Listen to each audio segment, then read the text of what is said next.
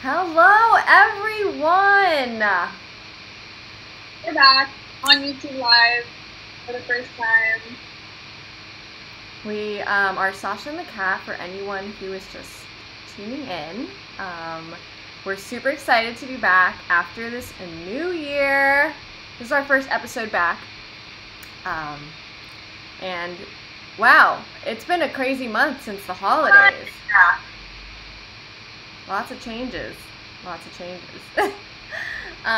But anyone who's just joining us, this is our Sasha and the Cat live community help for anyone trying to start their side hustle or keep their side hustle going or has any ideas. So please feel free to use the chat, and we'll try to get you your questions throughout the call, throughout the live. And bear with us for any glitches. As this is our first YouTube live, we switched over from Twitch, just to be more efficient on the back end for us. But we're super excited. We got all our episodes up from last year. So if you wanted to catch up on any topics, we'll be filling that in through the next couple of weeks. But lots of good stuff. And we kind of just want to be here for anyone who's lonely, working from home. Yes, and we have a Facebook group which we'll talk about more towards the end. We're trying to build a community of other like-minded people, but also side hustlers / small business owners / entrepreneur types of people. And we just kind of learn as we go. So we are welcome to any kind of feedback or questions or anything you guys might have along the way. We can kind of just cover everything. I just want to see 1 second, Sasha. On YouTube? Do you hear sound on yours? Yeah. You do? I mean, on when you watch on your phone. I have it on my computer. It was yeah. You have it on your computer? Yeah. You can hear it. It's frozen right now, but I think it's just my connection. Is yours frozen? It's not frozen, but I can't hear it. Hold on. Chris? I can't hear anything. Can you come check?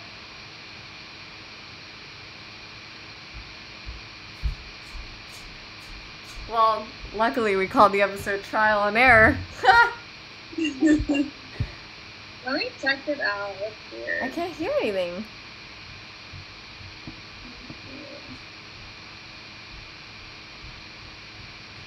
Okay, go talk. Hello? Yeah, you can hear everything. Really? Yeah. But how come I can't hear it on this? It's probably you didn't tap to unmute it. You know how YouTube does that when you first pull up something? You're good. We're good. Okay. Anyway. Luckily. We learn through trial and error.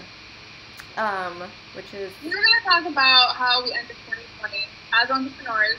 So we kind of give this updated and Wait, pause. I can't hear you that well. I feel like you're too far from the mic. What? You're using the laptop? Right? It's so... Well, keep talking. Sorry. We're doing a little trial and error here. Testing. 1, 2, 3. I mean, I hear your fan on my end, but I don't know if that would affect the sound on your end. I mean, it's a It's little not. bit quieter. Oh. Yes, if you're closer like this, it's a little better. Like this? You gotta keep talking. Okay, can you hear me now? Yes. It was just kind of like crackly, like when you have bad signal. You can hear it, but it's like... What was that noise? Does it sound good over the video or just you? I think that's what it is. Like, I can understand you, but it's like low. Well, anyway. Creepily just like we. Sorry, that was Chris, our IT our IT guy there. So basically, yes, to our 2020. Let us know. Share the end of the year if you'd like. Can you hear me when you play it back in what you're listening to on your phone? Yeah, but I still think it's crackly.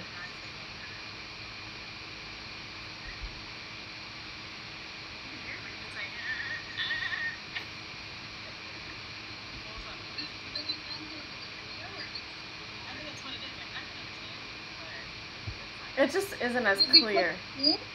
Huh? Is it because of Zoom? I don't know. You didn't sound like that before. Like in the past. But I think one of us has had headphones on. Maybe that helps. You know? I think that was a little different. Your audio is still coming out of the computer, but anyway. Let us move on. I mean, I could hear you in the video. It's just not perfect. Gosh, it's not perfect. How dare you? Alrighty, well, end of 2020. Yes, you were just talking really low. That was perfect. Yeah, so I have to yell. I'm gonna yell the entire time. Projecting. It's from the actorial view. Your fan is probably louder than me, but I really feel weird now that I'm yelling, but just gonna roll with it. So, end of 2020, I closed the Cannabite officially. It was in the making, and I posted an ad to sell the business, which is still up. But I finally announced it to everybody, so it felt a little more official. So I put it through social media and through my newsletter that I have, all the people that I have on the next side. And it felt weird, but I feel like it was at that point where it was just needing to be said. I had already kind of checked out from it. So it was like a little bittersweet. Yeah, so that's kind of with entrepreneur stuff. Otherwise, I've just been focusing on acupuncture school and trying to study for the board exams so that I can get my license and start that entrepreneurial journey as a licensed acupuncturist. But in order to get there, I have to study for the board, pass that, do everything, and then build clientele, which I'm trying to start doing now before I get the license, just so I can have a community already. Yeah, and then otherwise, working full time has been taking up a lot of my extra time, if I ever had any. Which is also part of why we've had delays in our relaunching of Level Up. But lots of changes. Yeah. So I guess I want to just speak on that too. We kind of were mostly calling ourselves SACC and Twitch, but now we are Level Up because we want to be more open to anyone that wants to level up in terms of what their side hustle is, their small business, or just gaining skills towards any kind of field or being your own boss or business person. So that could include anyone that has a degree or anyone that's just kind of learning how to navigate their fields within their interests in a more entrepreneurial way. And I feel like because of the pandemic and everything in your mind, that's a lot more fun now than it used to be. So we're here to help and we're here to guide and assist. We've talked about our backgrounds in other videos. If you want to check that out, feel free to look at it. We won't go into that now because we've got technical difficulties in the morning. Yeah, great technical difficulties. Very exciting. I don't think this one will even turn out, but that's kind of just a brief update on my end.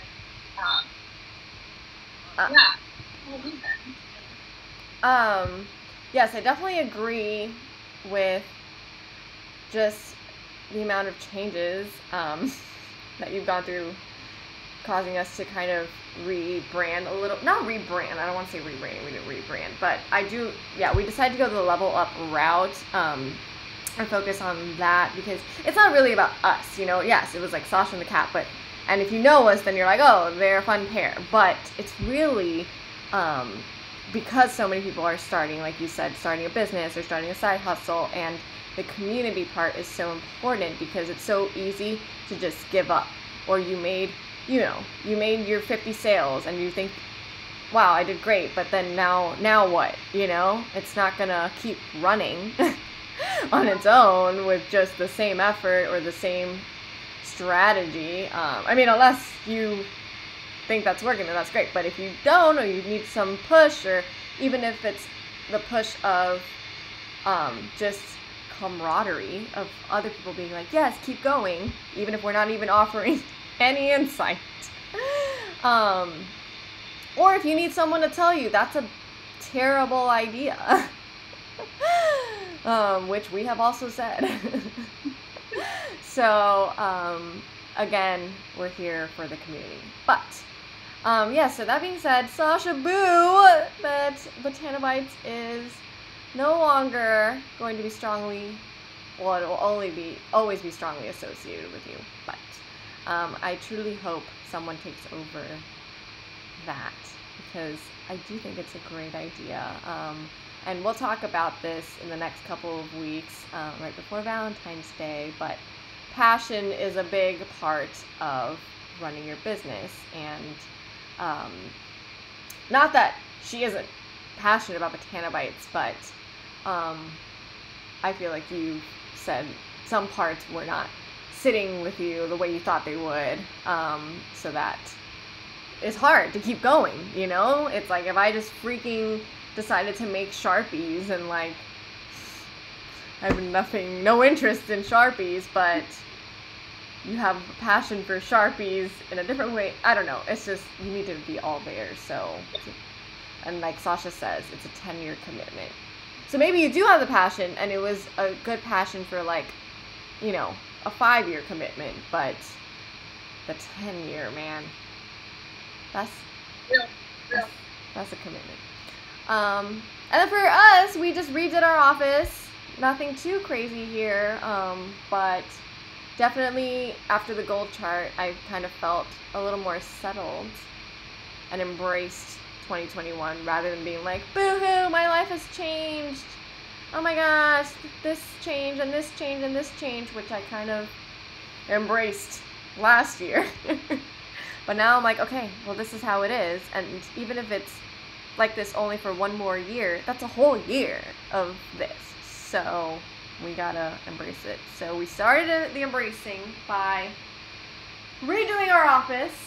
We painted this awesome wall. I'm very excited. Look at how cool this wall is. It's so nice. But we talked about this in another episode, that your workspace is very important. Oh yeah. So we definitely feel like now also Chris and I both fit in here. We can work. And that's why there's like a base setup so he can do his videos too. But that definitely is a thing. And I'm really excited. I also planned all my kits all the way out through June or July. So that's like, for me, that's crazy that I can even get that far in the planning and order everything for it. Which allows me to be like a little less stressed as each one comes out. Like we just came out the XOXO, and that was like not nearly as stressful as any of the other kits. Yeah, that's so good. And I even like the photos, even though this time around we were in the middle of the office remodeling, so I really had like no space. I had the time and no space to do it. And even given the space, I thought the pictures came out really decently. Like, they're not like freaking crazy, but I don't know. So to me, I was just like, wow, I'm learning to use my money better. I'm learning to use my time and the space better. And it made me feel better that like, even if things change in the future and I want to keep doing the kits and pieces, but if I have to do something else, then I have a system going on for this, rather than like, oh, doing something else, now this is off to the side. So, which is kind of how it was before. But yeah, that's me. Sasha and I are still friends, in case anyone's wondering. Matt actually came to visit me, so. Yes, I went to Columbus, and was. We are. Oh my gosh, we had this crazy VR experience that came out of nowhere, and why was it in Columbus, Ohio? Who knows? Yeah, just to quickly put Columbus on the map real quick, the AMC Theater at Eastern Mall in Columbus, Ohio has a virtual reality where you hook up your feet, your hands, your goggles are on, you have a backpack on, and it creates a whole avatar of you and the people you're in the same like room with, and basically gives you a virtual reality with everyone that you're with, and it's wild. The full experience, you have to try it if you're in the neighborhood, but that was probably the highlight, I think, of that trip here. Yes, it was very unexpected. It was next to the movie theater, so we thought it was just an IMAX experience. Yeah. But we were just the movies, so we're just like, oh, is this how all movie theaters are? And they were like, oh no, there's only 4 of these right now. There are only 4 in the world, and it's like created by DreamWorks. I guess partnering with AMC. So then you're like, what? Columbus, Ohio. Yeah. I mean, Columbus is cool, but Columbus, Ohio. Yeah. So, yeah, we just thought it was like some IMAX thing. And then even when they said VR, I was kind of like, but is this going to be gimmicky, like, because it's Columbus, Ohio? No, that shit was legit. It was legit. We walked into a room, we were legit avatars. Like, in the movie, they go in a pod. But, like, you were hooked up to stuff, and you had an avatar, and your avatar moved with you. And for me, I always say, the coolest part was that I was there with Sasha. So, if you've ever done VR, it's cool, you're playing a video game, you're not hooked up to things. You have the goggles on, I think, and maybe you have your controller or something, or you can do this. But to be able to, like, reach out and grab things, I pet a dinosaur, like, it was just so interesting. And then, to be there with Sasha, and it was like this memory that Sasha and I have that no one else. I mean, obviously, if you go to the thing, then yes, you'll remember it too. But it's so like special because how can it's like you were in a dream. You were both in a dream. It's together. Wild. But definitely recommend it if you're driving by Columbus. Super random. Yeah, what was it called? I think it was called AMC Dreamscape Theater or something. I think it was Dreamscape, but I don't know if it had AMC on it. I think so. Really? Oh yeah, maybe because that and that. Okay, yeah. Yeah, it was called Dreamscape. And then, I mean, this was like a lower tier version, but it had like all the special effects of like heat and water coming out. And I know that's like stuff we're used to on rides, but when you're in the world, you're like, oh my gosh. Yeah. So anyway, moving on to our main topic today, which is trial and error. And it's funny because we're trying YouTube for the first time, so we thought it would be a fitting topic. And it's hard to, we were trying to do the YouTube thing earlier, but it was hard to get both of us on this. Plus, Chris was doing all the tech stuff, and just to get it all going, everyone coordinated. I mean, it was kind of like we just had to do it when we're doing it. And sometimes, sink or swim, and we swam out of there.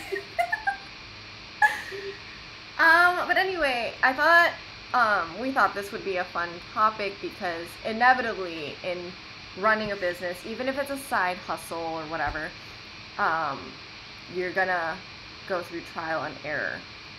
And it is, they call it the necessary pain of trial and error, which you're gonna do. But I wanted to talk about the benefits of that and hear what Sasha thinks too.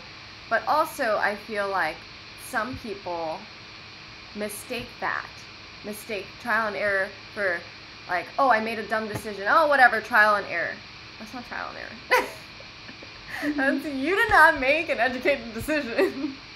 And that's a mistake. And you're like, yeah, you live and you learn, but you're not going to learn really as much as making an educated guess that still failed, and you're like, okay, well, where do I go from here? Like, that's different.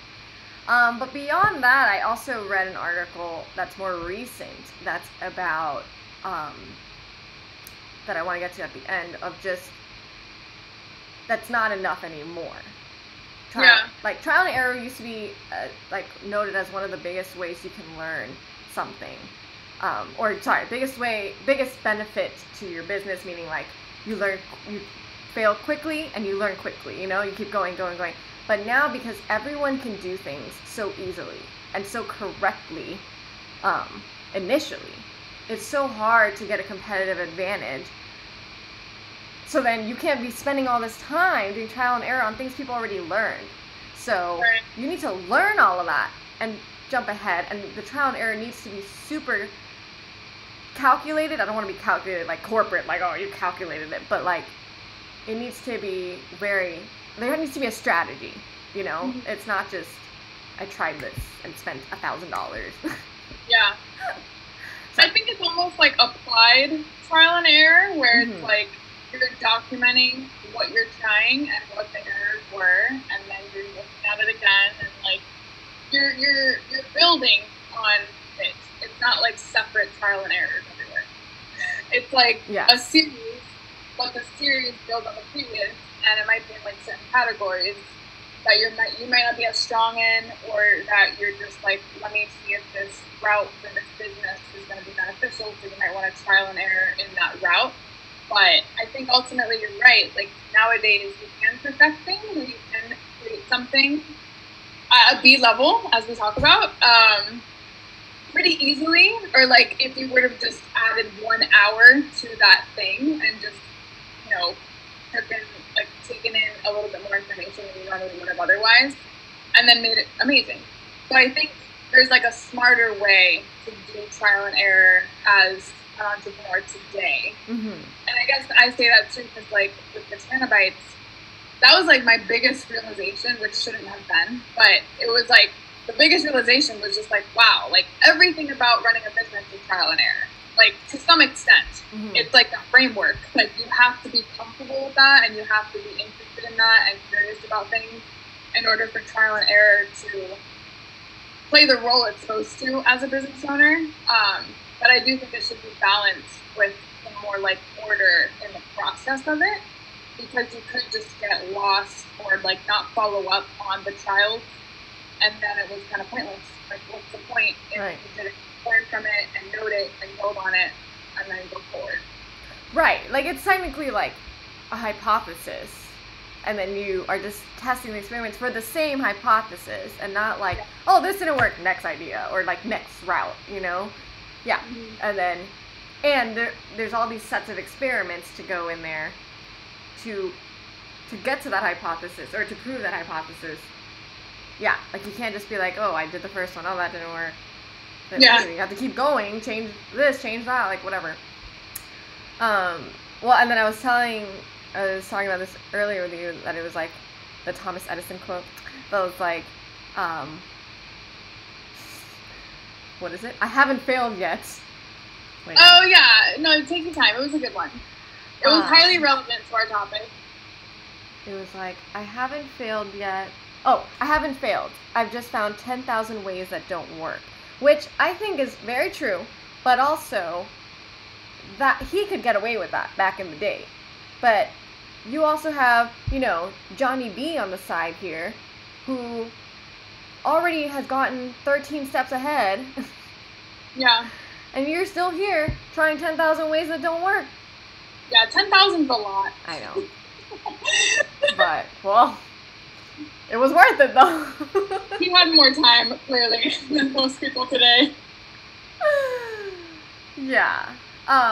It was worth it, you're right. I mean, for him. It also says a lot about consistency and commitment in the trial and error process that maybe could be said in terms of, like, not necessarily just learning how to do trial and error smarter, but also committing to it. Where it's like, you don't just trial and error 3 or 4 things and then say, it's not for me, or that's not going to work. You, like, commit to it and be like, more do you want? Depending on what it is. I'm going to associate a word that people hate with trial and error, and that's research. So even though you're doing the trial and error, I feel like that's research. Like, yes, it's not external research, but people it's like applied research, because it's like, yes, you're acting through it, yeah. But I feel like it's necessary. But then when you talk to someone, they're like, oh yeah, research is necessary. But nobody wants to do it. Nobody wants to sit there and check mark what they did wrong and what they did right and how they can build on what they did right. Like, or at least not do what they did wrong. And I mean, I feel like I'm definitely guilty of that sometimes, you know? But then also, ultimately, it's also seeing if this is just completely wrong and just scrapping that idea because you tried it multiple times. Yeah. Or did you try it multiple times incorrectly? Like, you're not trial and erroring, you're just erroring. Right. But then I saw something that was like comparing it to playing the lottery versus playing poker. So you're basically making, I like this word, increasingly informed bets. So in poker, no, in playing the lottery, you know you barely have a chance of winning, but you play it anyway. It's like probability and that's it. Yeah, and then you're just like hoping this is going to work out, which it sounds stupid when you say it like that, but that's what so many people do in businesses.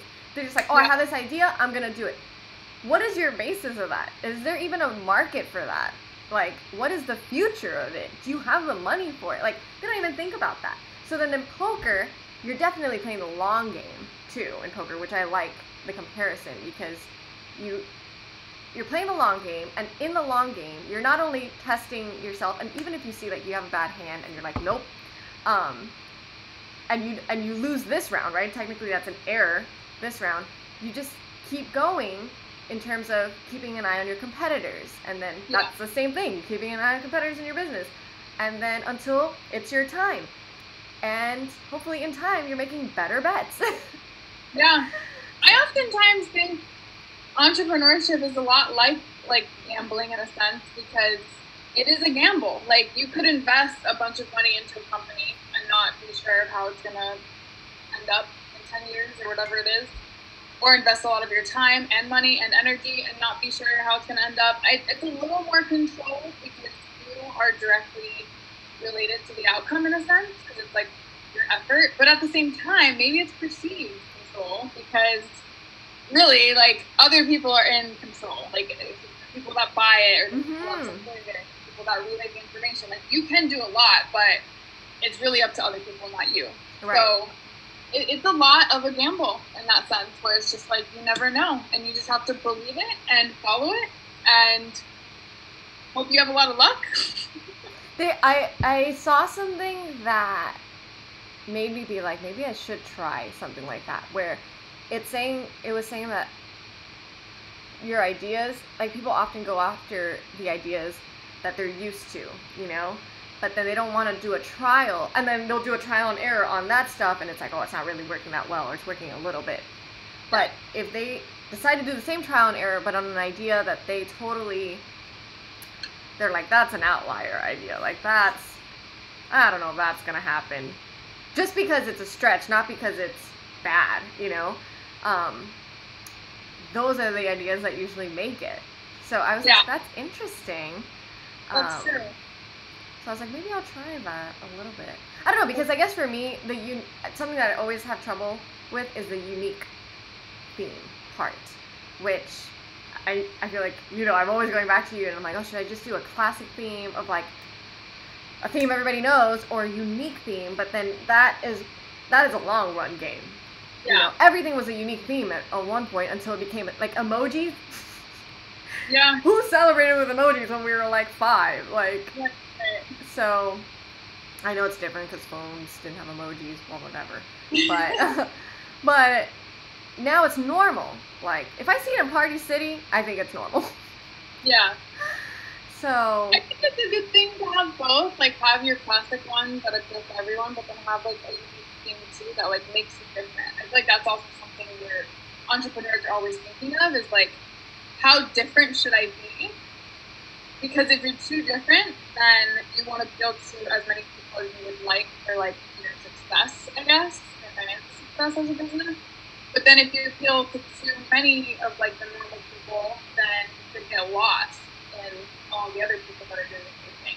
So I feel like it's always like how to balance the two the best. And how okay, I want to use Netflix because like Netflix before like nobody first of all, everyone thought the streaming was stupid, and mainly it's because they didn't have great shows on it. Yeah. But the DVD aspect kind of appealed to people. I don't know. I used to have that subscription. Yeah. But then I just wonder, how did they get? Okay, so in the beginning it's fine, right? But how did they get in between that lag? Because that totally, I feel like, dropped off. Like people just stopped doing that. So there's this like time in between that and the blow up now. Like, how did they stay through that and thinking streaming will work? Literally.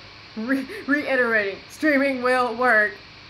I feel like I wonder if like their main goal was just streaming, but they knew people weren't ready, so they had to create a bridge. And they were probably just like, well, let's just go with the classic route of DVDs, just to pull people into our company and our concept, and then eventually teach them like streaming is the way to go. DVDs don't work anymore. I wonder if that entire gap they were just spending convincing TV studios, like not the people, but just like whatever the networks, like you should put your show. Because I feel like we obviously would switch automatically or continue the service if we were like, oh yeah, The Office is on that, you know? Yeah. So it's just so crazy to me, like these concepts of just. So then I was also reading something. Sorry, I got very excited about this topic. I was also reading something that said, I don't know if you remember this because I don't know if it was too long ago, but Coke came out with New Coke, and it was like a new recipe, not a completely new recipe, but I think. Oh yeah. Yeah, I don't think we were like, I don't think it was before our time. Right. Yeah, and people were like outraged. And they were saying that was an example of Coke doing a trial and error, even though they had backup, like research to back it up or whatever. And it was like, yeah. And they had to. Well, it's like they found out they needed to like rebrand or kind of like represent their company in a different way for certain people. That's crazy. Talk about a fail.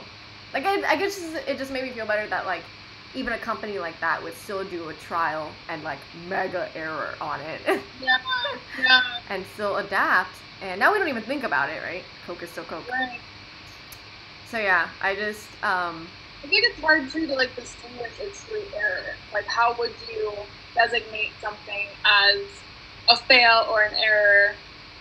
Because I guess even for me when I did events for Banana Bites, like there were many times the events were successes and a huge turnout, made money, all that. But then other times that it failed and was like not worth the money, not worth the time. And I guess I looked at it in terms of like all the events I had done. Was it successful? But then you could also break it down into like other segments where it's like what season was it in or what location was it at? Like, and then it's like maybe the error was just doing it in that location, or maybe the error was doing it at that large scale of an event or that small scale of an event. Like, there's so many different parts to everything, I guess, that you do as an entrepreneur, that it's probably hard to truly know, like, where the error was. Like, which is funny because I want to go off of the same topic of. She's talking more specifically, probably markets of sorts, right? When she was doing Banana Bites. And it's so funny that that was your experiment. And because naturally you'd want to sell mini muffins at a market as one of the places. And I think your trial was a long run trial where you could probably only tell after you do X amount of markets, or maybe even if you do it for 2 years where you see the trend. But, and you're really just trying to fine tune which markets or when to do it, right? Before you decide, is it even worth it? And then I remember when I tried doing markets, for me, it didn't make sense at all. Like, to me, that was one of my biggest bad trial and errors, because I chose to do it because I knew you did it, right? And because for me, it was easy in terms of the process because I was familiar with it. But for me, it was horrible because I had to make all this front-end product. Like, I had to create product and have it on hand, which didn't make sense for me as a custom decor shop. Because then if no one buys it, then I'm just stuck with all this crap. Yeah. And it's also like a higher price point. So, and are people that go into the markets necessarily looking for party decor as they're strolling? You know, they might be looking for mini muffins. So, I don't know. I thought it was a cool thing that you brought that part up as your trial and error, because for me, just even going to a market was incorrect. Right. As like a main subject. Yeah. Yeah. I think you're right. I mean, I did a couple like expo events 2 years back to back. And that was when I was like, okay, that's definitely not the right route. And then I guess I was always comparing, like, does this feed my long-term goal with Botana Bites? Like, if I want to get into stores and wholesale that way, does, like, a farmer's market every Saturday, like, really help that? Like, but it's interesting because, like I said, there's parts of it that were successful, even though it could have been, like, an error. So, like, through doing the weekly markets, I was able to see that I had return customers. So I was like, okay, then that means my product is successful, people like it, they come back every week. So that means if it is in stores, that would translate. People would come back and shop for it, whatever. So it's like, no matter what you do, you can always find, I think, like the successes and the fails, and then just make note of those and kind of build on it from there. Or just, that's when you know to walk away. Like, okay, well, even if I failed on this, at least I see that this part's successful, so let me just build on that in a different way and just do a different part of the company. But I like that you said that it's like like you always have to keep the long term, which is crazy because when you're first like starting your business, you constantly want to change this and that and like little things, right? And customers are always like, have you tried this? Have you tried this? You should try this. And family and friends are like. So then naturally you don't want to. Half of you doesn't want to be rude and wants to give it the time of day and be like, oh, maybe that is the way to go. But then the other half of you is like, I literally can't take another idea because then it's just, you don't know where I'm trying to go with this. Well, and I think for entrepreneurs, we love ideas. Like, we love ideas. We love acting on ideas. We love curiosity and exploring. So part of us is always like, oh, yeah, that might be a good idea. Maybe I should try that. But now our brain is going over here when it needs to stay here. And it's also like, we don't even know, like, let's say someone has, I'm just going to pretend this is a bad idea, but someone is like, let's pretend having a neon kit is a bad idea. So neon party kit, you should have a neon party kit. I know, I'm just looking at a neon sign and I'm like, I should do that. But, okay, so you should have a neon kit. And then they're like, pretend that's a terrible idea. But then finally someone is like, oh, you should market to corporate companies, which is a good idea, right? But then I'm so distracted because these are two ideas from two people that I value equally. Now it's 50-50 when really it's like 90-10, you know? Right. Like I should market to corporate people. But because so many ideas are coming in, I need to be like, well, what's my long-term goal? And if I lose that focus, then I'm going to lose on the corporate thing, right? Yeah. So I like that you said the long game. Thing. Yeah. And trial and error, too. And it's funny because there's also a second quote. Sorry, I was into quotes today. Ooh, and then another term too. So the quote is fail early, cheaply, and often. So make all your trial and errors now, which is it sounds simple, but everybody is scared now. Yeah. Scared of rejection. But I'd rather be rejected now with my 2 kits that nobody likes than freaking make an investment into like Party City and I'm finally in Party City and then the whole thing doesn't sell. Like, that's probably not a correct comparison. But anyway, fail early. But that's when you're most fearful of failing. But that's when you should fail because you haven't invested that much. Yeah. I think too, it's important as an entrepreneur to go into everything with a mindset of nothing's a failure.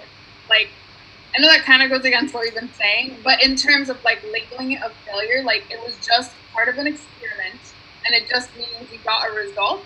Whether that result's good or bad doesn't matter. You got a result, and now you have to build on it in whatever way you can. Become successful what you're doing, like, and nothing's a failure. And I think I had to remind myself that whenever I would do events, especially because I had so much social anxiety, like as a human, going into events or like selling stuff at a market was like, am I really doing this? Like, what? I mean, the amount of rejection that could come from someone being like, "Yeah, this tastes like shit," or like, "No, I'm not buying that," or I mean, you never know. And that was like a huge thing from the beginning that I had to really weigh on myself. Like, am I willing to go into that zone just to see if this business is worth it or whatever?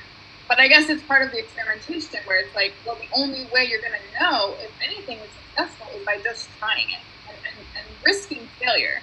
But that just means if you do fail, that it's still a success because you learned something else. You learned something else about the business or about yourself or about the concept or about the customer base or about the marketing, like whatever it is. I'm sure there's like at least 5 things that you learn something about. And it's like, as long as you're learning, there's no failing.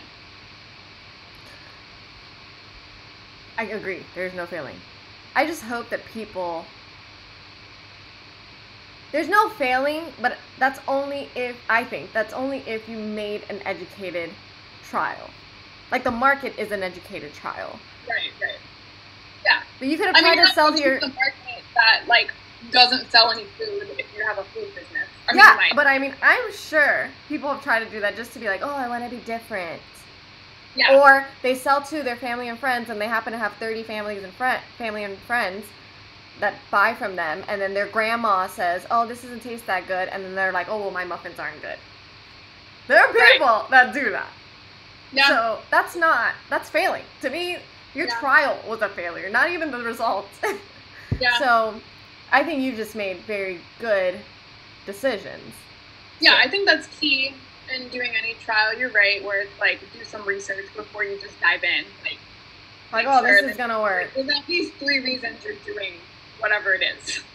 I guess to me it's like a standard. It's horrible to put a standard to something, but like, you know, in the beginning when you were like trying to build all this stuff of just like creating a brand, for example, and that's putting a title to it. But honestly, if you don't even have a logo, that's like stupid, right? But if you don't even have a logo or an official name, nowadays, I'm talking about nowadays. Maybe in the 90s that was cute and whatever, and like your local, you know, Maria's Cookies. But I feel like if you don't even have, even if it's Maria's Cookies, right, you need to have Maria's Cookies now. Like do you even, you're not even in the running. That's like you want to run a marathon and you're like, oh, I bought sneakers.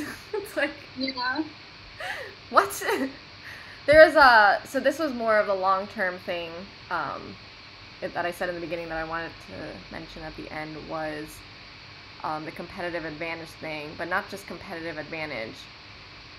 It's sustainable competitive advantage, which I think is definitely more of a corporate term of like, you know, Microsoft thinking of how are we going to stay above in the long run, because now everyone makes the same thing, which I think is still applicable to us, because a bunch of people make either, well, just for the sake of the conversation, like wellness items or muffins or snack items, and a bunch of people do party decor, party kits. Like, I saw someone that did occasion bins, and I thought that was so cute.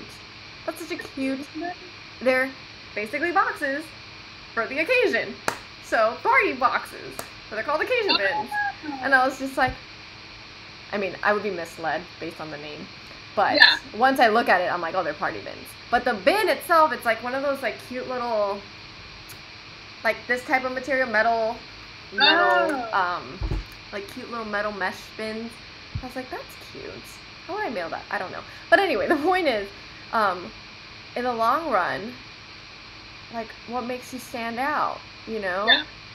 So that's why, to me, it's just that it's these steps that we have to take now, like like people trying to be in Whole Foods for you, or people who try to get into Target as a line.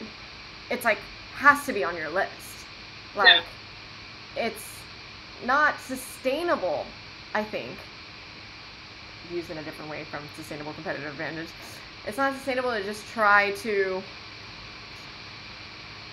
I mean, unless you're trying to like milk your Etsy shop for me, you know, then that's okay, fine, a way to go. But even then, there's so many freaking, like for me, people who do party wholesale. They also sell on Etsy. And they freaking have like 10,000 items. And it's like, how am I supposed to compete with 10,000 items? And they probably have the funds and resources to get their listings up at the top or connect with the network. They probably created the freaking network of other party people. Like, and it's not so much for me to be like, me, I'm still at the back of the line. But it's like, no, you need to be in there to even pretend you're on the playing field, to then do trial and error. Like, this is not cute anymore. Yeah. So, I know it sounds stupid, and like we've talked about social media in the past, but to me now, social media is a resume checklist thing. Like, it's not even like, look at my face on social media. Like, it's a clout thing, and your business isn't real. Yeah. Granted, I do think, I think it's funny. I think we talked about this, but when people don't have a website, they just have like a Facebook page, like businesses. And I'm like, when did that become a thing? And is it a thing? Because I don't think it is. Like, I think you still need a website. Like, no. Just because you have a Facebook page instead, like, that's not the same. It's stupid. It's not the same. It's not. Unless, like, for some reason on your Facebook, I can, like, navigate everything for some reason. I think, too, with the trial and error thing, it's also just that things are always changing, especially now with just technology changing super fast and social media and different platforms becoming popular versus others or whatever. It's always changing. And I think that's where trial and error comes into play, too, because as an entrepreneur, you're trying to see which route is the best to take or which outlet is the best for your business. I mean, there's just so many things that you can trial and error just through the different social media routes and websites and whatever else. But, right. Your trial and error should not be like, oh, should I have a Facebook or an Instagram? That's not. Yeah, it's different methods on those platforms that you're like testing. Yes. It's like, what am I posting, or the frequency, or the amount of interaction. But even then, it's like, for example, oh, I wonder if I post once a day. At that point, you're playing with the algorithm. It's not even like a trial and error. It's there is an algorithm, and you're trying to beat it. It's not like, oh, I wonder if I do this, then will more people watch it. Like, an article can tell you that in 20 minutes of like what to post and when to post it and why. Like, that's not trial and error. That's just you being lazy and not maximizing your time. Like, I'm sorry. I'm very like. I think another thing too, because there's some businesses that are successful that don't post or they don't engage in social media, and it's because they have a good local base, local following, that it's enough for them to build on and enough for them to maybe meet their needs financially or whatever it is. And then I feel like I've heard some other stories where people just did like one market and some buyer from a store found their product and put it in Whole Foods, and then boom, from there it just like that's different, because I think businesses work in moments like that anyway. Yes. So, but I guess that's where like, you can get away with not having. Yeah. Or I guess it depends on the industry, it depends on the business, it depends on the community and everything else. But there's so many factors. Yeah, I think if you also started in a local way like that, or you started with a lot of capital and you went through like the back end of investors, then it's a little different. Yeah. But if you decide that social media is going to be one of your main outlets, then you gotta milk that. Yeah. But I mean, a lot of people, I guess I'm saying that because a lot of people do that because that's the cheapest way. It's the free way. Right. To get out there. So, but I love how my general like theme is always "You are not special." I don't know what my theme is yet. My theme might be the opposite. You are all special. How's that? I'm very excited to see Sasha's future, like her next endeavor. Like, I know she always has like 4 things going on, but in terms of business idea, she probably already has like 17, but let's see which one she decides to pursue.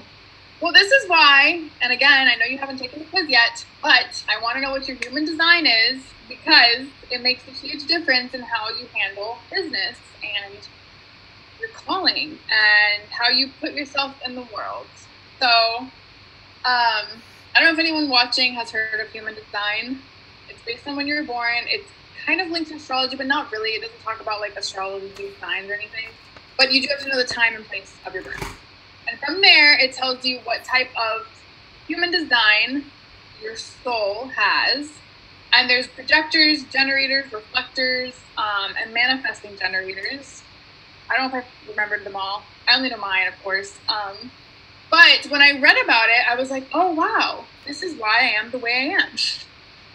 And as a manifesting generator, it specifically said to not stay in something for too long. And it was even saying, like, a lot of people probably judge you for that. Like, oh, she never commits or she never stays with something. But it's because for manifesting generators, they just know when it's their time to move on to something else, because they've learned all that they could from whatever that is. And they know that in their soul. And if they don't listen to that and they just stick to something because that's what society says or whatever, it like hurts them. Like, it actually doesn't allow them to reach their full potential and kind of like move into their next calling or role. And I felt like that was very true, because I've also like always switched jobs. Like, I've only had a job for like max 2 years, like across the board. Like, I've just always, even though I loved all of my jobs that I've had and I made an impact in the workplace and everything else, I just got to a point every time where I was like, nope, it's time to move on. I will say, I agree with this, but I also think you haven't found a job that challenges you. True. Or I guess I even if there is a challenge, I feel like I then see how I would handle it, but then it might not match my surroundings or match the people I'm around or whatever. Or even if it's like challenging in other ways, it might not be the challenge that I want at that time, or something that propels me into a different direction that I need to go in. But I feel like I know I'll never just do one thing my whole life. And that's something I have known. And maybe that's why, like, I haven't stuck with a job, is because I thought about it to myself and I was like, do I see myself doing this forever? No. But then I was like, then why am I here? Like, but now that I am older, I think it's because I have multiple passions and I'm like meant to pursue them. And obviously there's challenges to that as like a manifesting generator, because you probably never feel like you're fully like an expert on anything. Yeah. But I think in time I could probably mature into that or something. But I thought it was super interesting, because then like for projectors or reflectors, like they are totally different. Projectors like wait for an invitation for things, but once they have that invitation, they take full ownership and they embody that, and they like move Do we it out know to any the world. projectors? What? Do we know any projectors? Dakota is, but and I could see that in like for the workplace. But Well, I think this is mainly mostly curious to know what yours is, because I've thought about yours so many times, and I'm just like, I don't know. She could be multiple. So I don't know. Part of me feels I would end up with manifesting, because I also haven't had a job for more than 2 years. Because I guess manifesting generator is like a combination of two, but I don't know. But you have to let me know. Yes. We'll also be putting this link in our Facebook group for any of you guys that want to share what type of design. It's called human design. I don't know why, but that's human design you want. I feel like 2021, the word of the year is going to be design. Probably. Yeah. I'm super excited. We're going to wrap up now, but to work on our Facebook group and that's going to be a private group. I'm going to put a little short Google Drive form on that. And I'm announcing it to the world, so now I have to do it. Accountability. But basically, I think it would really benefit to just kind of see what people are interested in. Like maybe they already have a business going, or maybe like some radio buttons of like starting or interested or new entrepreneur or side hustle or current small business owner. And we'll be posting all the links to that and kind of announcing our next week, which we'll announce here, but in case you don't watch this, the next week is about owning your business, and not legally owning. We mean building confidence and a persona. Embodying your business. Yes, thank you. Like you need to be a walking representation of your business. And it shouldn't be like, oh, what do you do? Oh, I'm an entrepreneur. Oh, yeah, I have like a little side thing. It's not convincing. Then you want me to buy something? Yeah, and we'll talk more about this next time, but the title is important. The terms you use is important because it sends a direct message to the person's psychology, and now the person has you stored as whatever it is you said. Yeah. But if you say, I craft, or I make crafts, yes, or I make party kits, like, it's different than saying, like, I'm the owner of the kits and pieces. And then the next question might be, what's the kits and pieces? And then you can frame it that way. But it's like, now when they think of you after that conversation, they're going to be like, oh, yeah, she's the owner of this company. Like, that's direct link, done. Yes. Which I do want to say that the reason I chose entrepreneur is because whenever someone hears entrepreneur, they still think, oh, that person doesn't have a job. Yeah, or it could mean anything. Yeah, or it's so vague, right? It doesn't say anything about you. So I don't like to use that word that much. It's also like a hardy word that people could also, toss to the side and be like, oh, fancy word. Right. But anyway, we'll talk about that next time. But we're super excited to be back. And hopefully next time we have a little less technical difficulty. But I am glad we're on YouTube Live. Yay! All right, team. See you later. Go follow us. Subscribe below. Bye.